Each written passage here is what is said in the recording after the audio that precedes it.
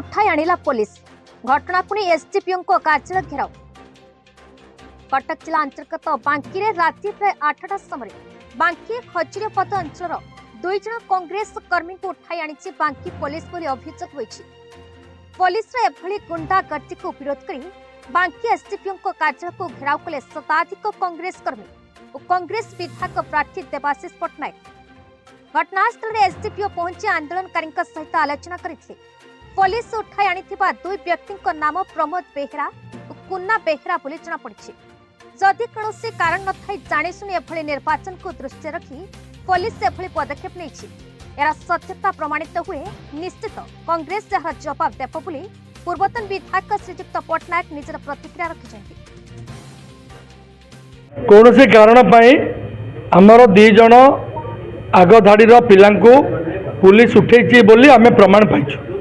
आम पाखरे से पिलांकु एपंदे आमे देखि ना ताको पुलिस कोठी रखिछि कोठी बाड़ेछि कोठी मारिछि आमे जानि ना। तेणु आमे वर्तमान से पिला गुड़िक कोठी अछन्ति देखिया को चाहूछु। Point number 1। पॉइंट नंबर 2 को केस रे से माने अरेस्ट करछन्ति आज ए पब्लिक आमर सेही अथॉरिटी अछि आमे थाना रु जानि परिबु जे को केस रे से माने अरेस्ट करछन्ति।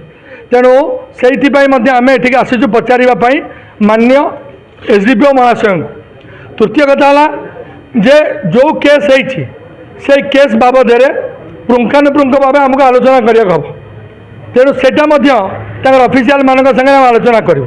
तेणु ए संपर्क में मु बर्तमान किसी मतामत दबा उचित हम ना कि एतिकी मुझे आपको कही रखापी चाहे जे मुझे जे उच्च कर्तृपक्ष ए टू जेड पुलिस विभाग जो सबुठू सर्वोच्च कर्ता तांकोठू नहीं मु तल पर्यंत समस्त को ए विषय अवगत करिछि। मु भाबुची पुलिस निश्चित भाव में जेहेतु मो सरकार चली पुलिस मो सरकार को सम्मान दबा कथा।